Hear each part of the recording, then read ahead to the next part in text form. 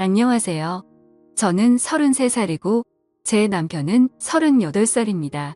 결혼하기 전에는 제가 이런 식으로 이혼하게 될 거라고는 생각 못했지만 결국 결혼 생활 1년 동안 이 문제를 좋게 해결하지 못하고 이해할 수 없어 이혼하게 되었습니다. 저와 남편은 같은 회사에서 근무했었고 서로 눈 맞아서 연애하고 결혼까지 하게 되었습니다. 그런데 남편에게는 특별한 수집 취미가 있습니다. 그래서 저는 너무 이해를 할 수가 없죠. 결혼하기 전까지도 몰랐고 연애할 때는 당연히 몰랐습니다. 그냥 깔끔한 편인 줄 알았습니다. 그런데 그게 아니더군요. 결벽증이 아니라 남들은 전혀 이해하지 못하는 취미였습니다. 이걸 취미라고 해야 할까요? 수집을 해야 한다 할까요? 여러분들께서는 이 사람의 행동에 대해서 어찌 생각하시는지 궁금합니다. 저는 결국 이해해 줄 수 없었고 이혼했습니다.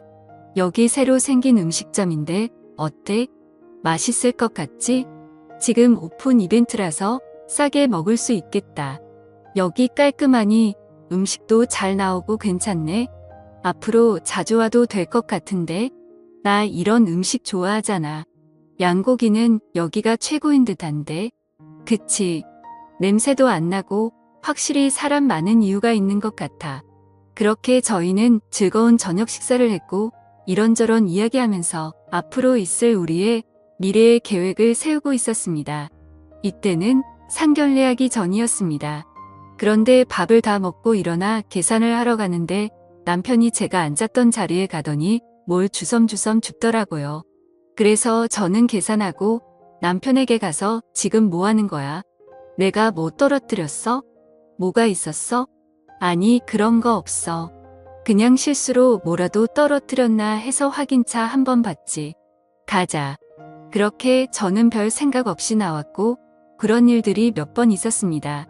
뭘 줍는 것 같긴 했는데 보이지 않아서 그냥 넘겼습니다. 워낙 깔끔한 성격이라 그냥 그럴 의미했습니다. 그렇게 저희는 상견례하고 결혼식까지 하게 되었죠. 그리고 남편은 따로 부모님과 살고 있었기 때문에 남편 집을 신혼집으로 결정하게 되었죠. 같은 회사에서 근무하기 때문에 남편 집에서 사는 게 훨씬 좋다고 판단했습니다. 그렇게 저는 남편 집으로 이사를 했고 저에게 한 가지 부탁을 한다며 제안을 하더라고요. 있잖아. 이제 여기에서 신혼집으로 생활을 할 텐데 내가 여기 살던 패턴이 있어서 그런데 같이 조율하면서 살겠지만 한 가지 부탁 들어줄 수 있어? 부탁. 뭔데 그래? 뭐 심각한 거야? 내가 못 들어줄 만한 거야? 그게 있잖아. 저기 작은 방은 안 들어갔으면 좋겠는데 괜찮겠어? 내가 중요하게 생각하는 물건이 있는데 절대 들어가지 않았으면 하는데 청소도 내가 알아서 할게. 뭐라고? 같이 살면서 어떻게 안 들어갈 수 있어? 뭐가 있는데? 그래?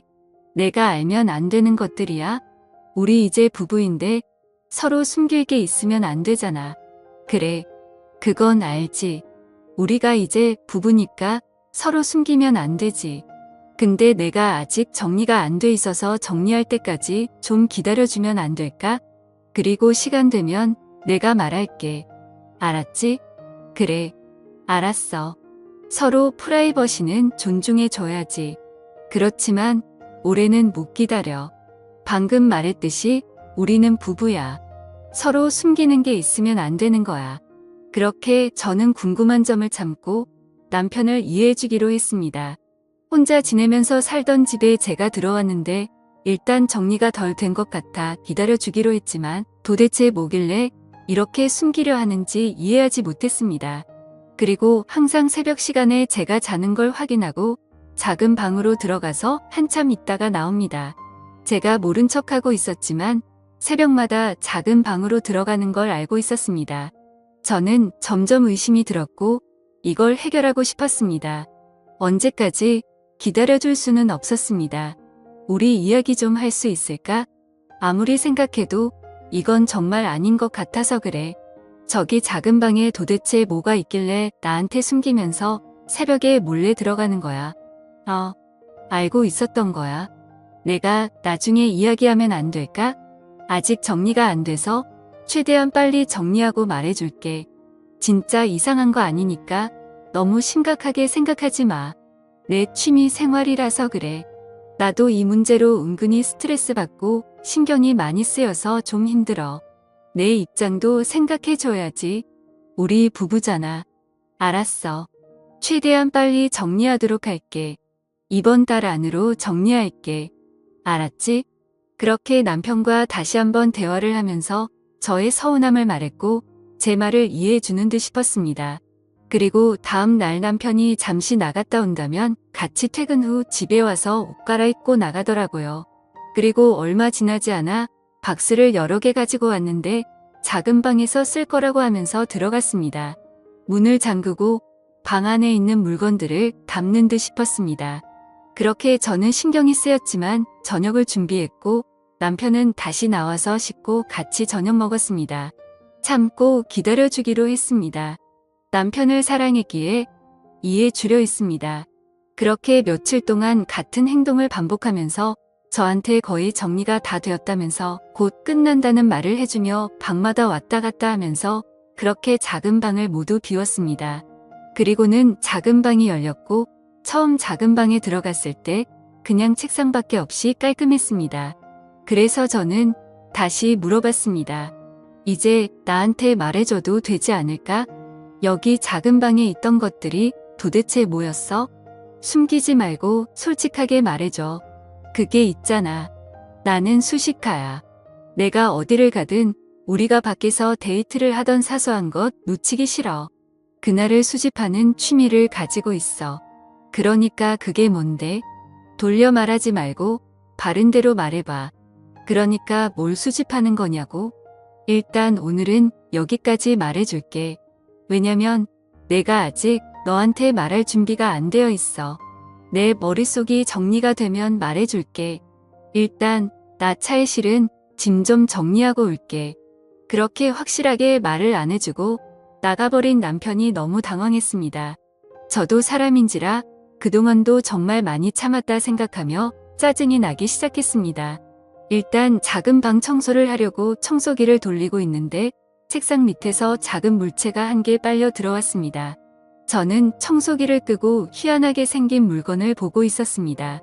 자세하게 말해보면 투명한 필름통 같은 거였습니다. 연도와 날짜가 적혀 있었고 특정 지역과 몇 시 몇 분 제 이름까지 적혀 있었습니다. 그리고 통 안에 검은색 실 같은 게 한 가닥 들어 있었습니다. 저는 떨리는 마음으로 조심스럽게 뚜껑을 열어봤습니다. 그런데 안에 들어있는 건 다름 아닌 머리카락이었습니다. 저는 너무 놀라 필름통을 떨어뜨리고 말았습니다. 달력을 찾아서 날짜를 확인해 보니 제가 처음 입사했을 때 만났던 날짜였습니다. 너무 충격이었습니다. 이제야 모든 퍼즐이 맞춰졌습니다. 저와 어디에 있든지 항상 늦게 일어나고 제가 있던 자리를 한번 훑고 나왔던 게 머리카락을 수집하는 거였습니다. 그런데 제가 처음 입사했을 때부터 지금까지 머리카락을 수집하고 있었다는 게 너무 충격이고 소름이 돋았습니다. 정말 할 말을 잃었습니다. 생각지도 못한 취미를 가지고 있어서 손이 벌벌 떨렸습니다. 그리고 매일같이 박스를 몇 개씩 가지고 와서 저녁 때마다 박스에 이 작은 필름통을 담아서 어디로 갔다는 게 너무 충격이었습니다. 그렇게 저는 이 사실을 숨기고 남편을 기다렸습니다. 남편은 한참 있다가 들어왔고 이 사실을 알고 난 후부터 너무 무섭게 느껴지기 시작했습니다. 그리고 남편이 숨기고 있는 게 다른 것들도 있을 것 같아서 다음날 몰래 따라가 보기로 했습니다. 그렇게 아무렇지 않은 척 남편과 생활했고 그때를 기다리고 있었습니다. 그리고 새벽에 또 나가는 걸 저도 놓칠 새라 뒤따라갔습니다. 그런데 차를 안 타고 걸어서 이동을 하더라고요. 저도 어느 정도 거리를 두고 뒤를 따라가 보니 어느 건물로 들어가는 게 보였고 저도 바짝 쫓아가 보니 엘리베이터가 3층에 멈추더라고요. 그래서 저는 계단으로 몰래 올라갔습니다. 한층 위인 4층에서 남편이 나오기 기다리고 있었고 1시간쯤 남편이 나왔습니다. 그리고 열쇠를 양수함에 넣고 다시 집으로 향하더군요. 저는 남편이 사라진 걸 확인하고 바로 양수함의 열쇠를 꺼내 문을 열고 들어갔습니다.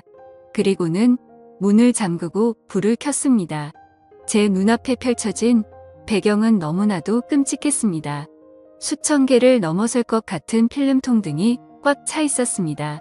떨리는 마음으로 하나하나 살펴보니 각 연도와 날짜가 적혀 있고 제 이름이 적혀 있었습니다. 그리고 다른 곳에는 제가 알지 못하는 사람 이름과 날짜와 연도수가 적혀 있었고 필름통 안에는 머리카락이 한 개씩 모두 들어 있었습니다. 너무 충격적인 장면에 할 말을 잃었습니다. 저와 있었을 때마다 모든 걸 담아서 기록을 했다는 게 정말 생각지도 못한 일이어서 너무 충격이었네요. 저와 연애하기 전부터 제가 지나갔을 때 흘렸던 머리카락을 모두 수집하고 있었다는 게 정말 이해하기 힘들었고 그렇게 멍하니 서 있는데 남편에게 전화가 왔습니다. 저는 떨리는 손으로 남편 전화를 받았고 그리고 제가 여기 있다는 말과 함께 한 걸음에 남편 달려와 문을 열었습니다. 여기서 뭐 하는 거야? 내가 나중에 다 설명한다고 했잖아. 왜 이렇게 성격이 급한 거야? 이 상황은 정말 오해할 수밖에 없는 상황이 되어버렸잖아. 내가 이상한 놈이 된 거잖아. 너 충분히 이상한 거 맞아. 아무리 포장을 해서 나한테 말해도 이 상황은 아무도 이해할 수 없는 상황이야. 나와 연애하기 전부터 내 머리카락을 수집했더라. 지금 이게 무슨 뜻인 거야? 내가 납득할 수 있게끔 설명해봐. 나는 도저히 받아들이기 너무 힘드네.